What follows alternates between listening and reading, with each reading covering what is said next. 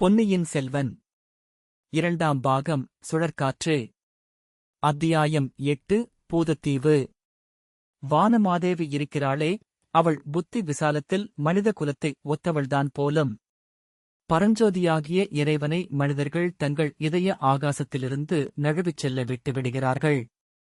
பிறகு இருண்ட ஆலயங்களின் பிரகாரங்களிலும் கர்ப்பக்கிருஹங்களிலும் லட்சதீபம் ஏற்றி அந்த பரஞ்சோதியைத் தேடுகிறார்கள். வானமாதேவியும் அத்தகைய புத்திசாலித்தனமான காரியத்தை தினந்தோறும் செய்கிறாள். ஜோதிமயமான சூரிய பகவானை தன் வசத்திலிருந்து கடலில் நழுவ விட்டு விடுகிறாள். பிறகு தன் நாதனைக் காணவில்லையே என்ற கவலை அவளுக்கு உண்டாகிவிடுகிறது. லட்சதீபம் ஏற்றி சூரியனைத் தேடுகிறாள். லட்சதீபம் மட்டுமா ஏற்றுகிறாள்?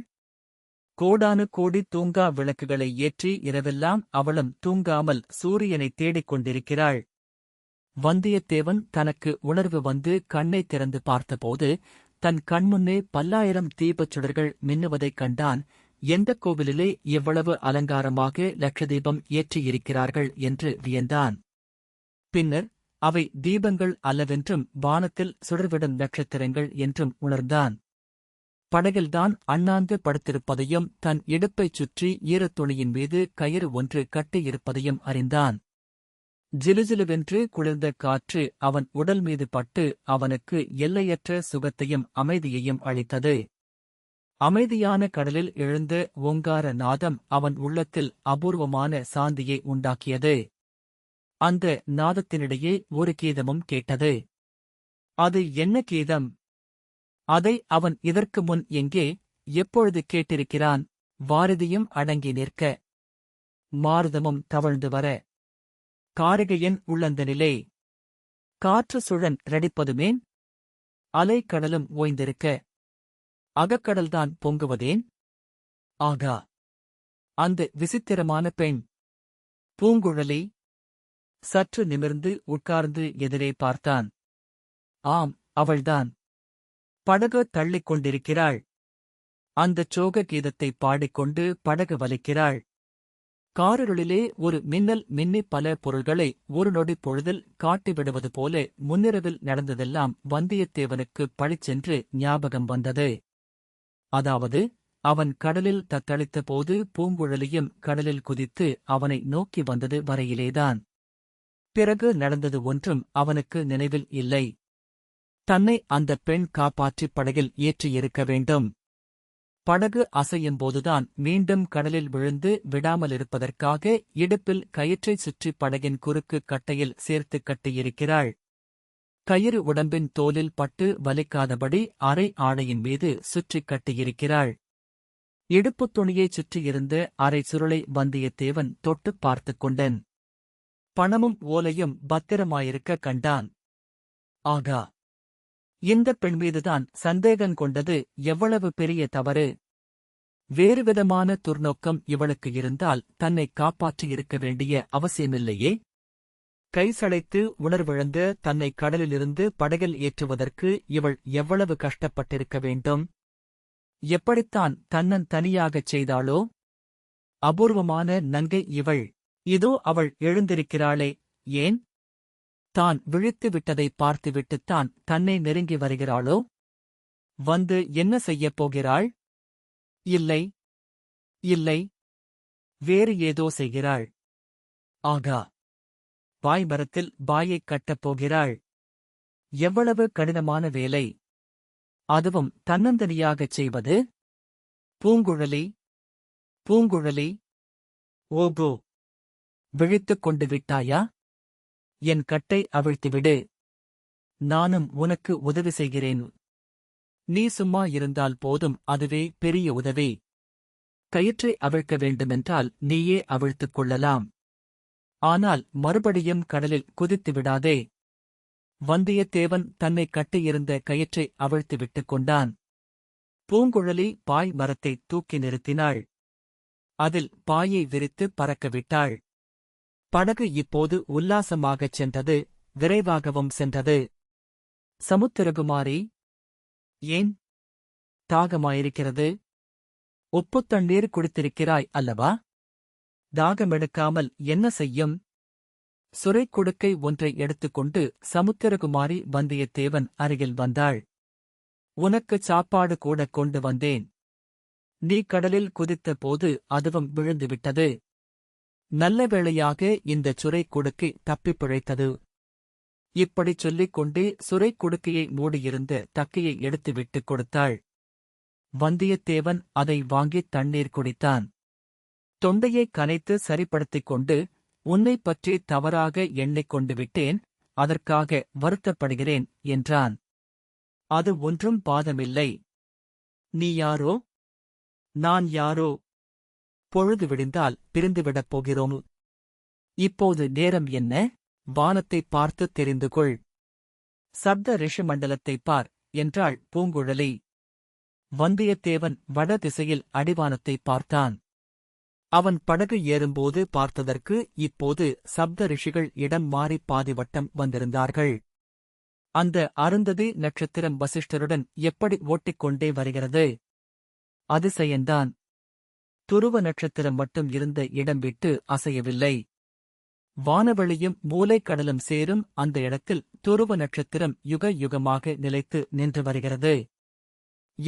எத்தனையோ கப்பல் மாலுமிகளுக்கு வழியும் திசையும் காட்டிக் கொண்டு வருகிறது.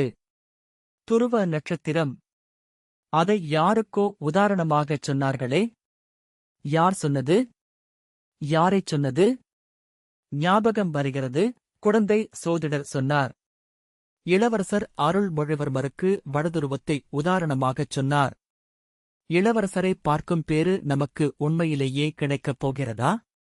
இந்தப் பெண்ணின் உதவியினால் கிடைக்கப் போகிறதா? பூங்குழலி தன்னிடத்தில் போய் உட்கார்ந்து கொண்டாள். நேரம் என்னவென்று தெரிந்ததா? 3ஆம் ஜாமத்தில் பாதி நடக்கிறது. காற்று திரும்பிவிட்டது. பொழுது விடிய நாகத்தீவுக்குப் போய்விடுவோம் என்றாள். நாகத்தீவா என்று வந்தியத்தேவன் திடுக்கிட்டுக் கேட்டான். ஆமாம், இலங்கையின் வடபகுதி ஓரத்தில் பல தீவுகள் இருக்கின்றன. அவற்றில் ஒன்று நாகத்தீவு. அதில் இறங்கினால் மறுபடியும் கடலை கடக்கும் அவசியமில்லாமல் கரை வழியாகவே இலங்கை தீவை அடைந்துவிடலாம். என்னை இறக்கிவிட்ட பிறகு நீ என்ன செய்வாய்? என்னைப் பற்றி உனக்கு என்ன கவலை? என்றாள் பூங்குழலி. எனக்கு இவ்வளவு பெரிய உதவி செய்தாய் அல்லவா? உன்னிடம் நான் நன்றி செலுத்த வேண்டாமா? என்னிடம் ஏதோ பிரதி உபகாரம் கேட்கப் போவதாகச் சொன்னாயே, அது என்ன? என்றான். அந்த எண்ணத்தை நான் மாற்றிக் கொண்டு விட்டேன். உன்னிடம் ஒன்றும் நான் கேட்கப் போவதில்லை. நீ நன்றி இல்லாதவன். அவள் அவ்விதம் குற்றம் சாட்டுவதற்கு காரணம் உண்டு என்பதை வந்தியத்தேவன் உணர்ந்தான். மீண்டும் ஒரு தடவை அரைச்சுருளைத் தடவி பார்த்துக் கொண்டு ஓலை இருக்கிறது என்று உறுதி பெற்றான். சமுத்திரகுமாரி, நேற்று முன் இரவில் உன்னைச் சந்தேகித்து நடந்து கொண்டதை நினைத்தால் எனக்கு வெட்கமாயிருக்கிறது. அதற்காக என்னை மன்னித்துவிடு. ஆகட்டும், நீயும் அதை மறந்துவிடு. நடக்க வேண்டியதைப் பற்றி யோசி. இலங்கையில் உன்னை நான் இறக்கிவிட்ட பிறகு என்ன செய்வாய்? இளவரசர் இருக்குமிடத்தை எப்படிக் கண்டுபிடிப்பாய்? இந்தக் கடலைக் கடப்பதற்கு எனக்கு உதவி செய்த கடவுள் அதற்கும் உதவி செய்வார். கடவுளிடம் உனக்கு மிக்க நம்பிக்கை போலிருக்கிறது. நம்மைப் போன்ற அற்ப மனிதர்களின் காரியங்களில் கடவுள் சிரத்தை கொள்கிறார் என்று நினைக்கிறாயா? அவ்வளவு தூரம் நான் தத்துவ விசாரணை செய்ததில்லை. ஏதாவது கஷ்டமோ அபாயமோ நேர்ந்தால் கடவுளை பிரார்த்திப்பேன். கடவுளும் சமயத்தில் உதவி செய்வார். இந்தக் கடலில் எனக்கு படகு தள்ளுவதற்காக கடவுள் உன்னை அனுப்பி வைத்தார் அல்லவா? அவ்வளவு கர்வம் உனக்கு வேண்டாம். நான் உனக்காக படகு தள்ள வரவில்லை.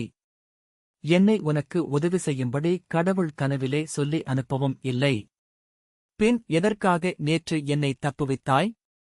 எதற்காக இப்போது படகு தள்ளிக் கொண்டு வருகிறாய்? அதைப் பற்றி நீ கேட்க வேண்டாம். அது என் சொந்த விஷயம். வந்தியத்தேவன் மான சிந்தனையில் ஆழ்ந்தான். அவனுடைய கர்வங்கொண்ட உள்ளத்தில் ஓர் எண்ணம் தோன்றியது. தன்னுடைய வீர சௌந்தரிய வடிவழகைக் கண்டு தன் பேரில் இப்பெண் மோகங்கொண்டு விட்டாளோ என்று நினைத்தான். உடனே அந்த எண்ணத்தை மாற்றிக்கொண்டான்.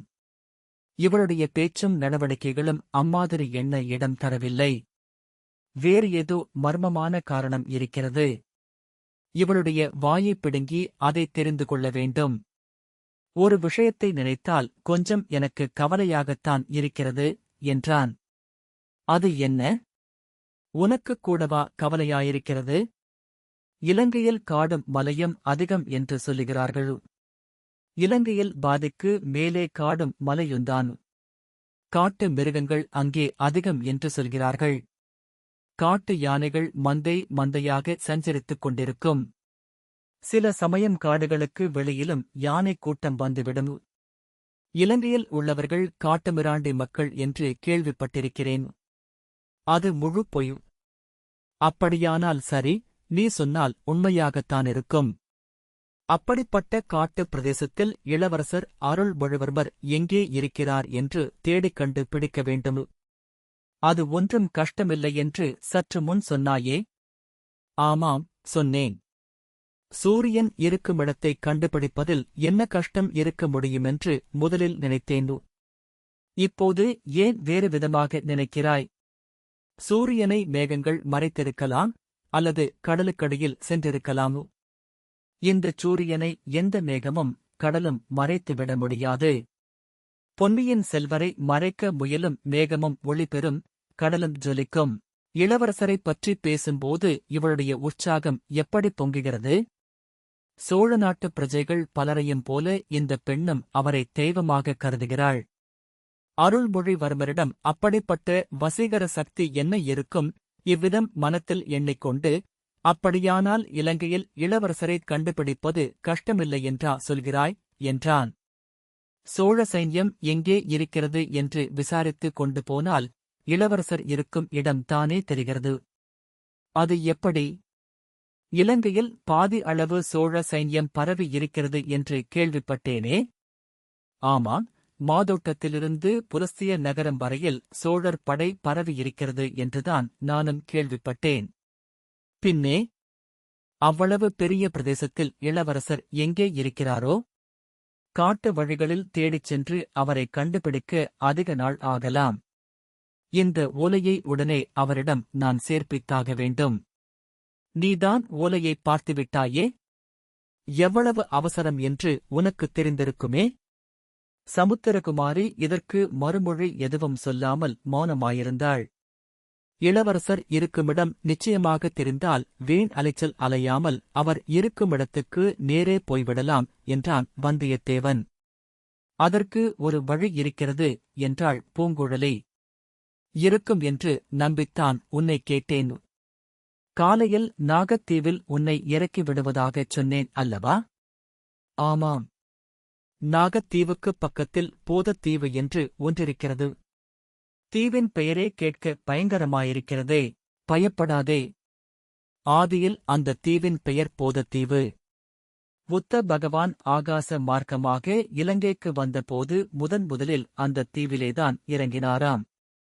அங்கிருந்த அரச மரத்தினடியில் வீற்றிருந்து புத்த தர்மத்தை போதித்தாராம். அதனால் போதத்தீவு என்று பெயர் வந்தது. பின்னால் அது போதத்தீவு என்று ஆகிவிட்டதாக்கும். ஆமாம்.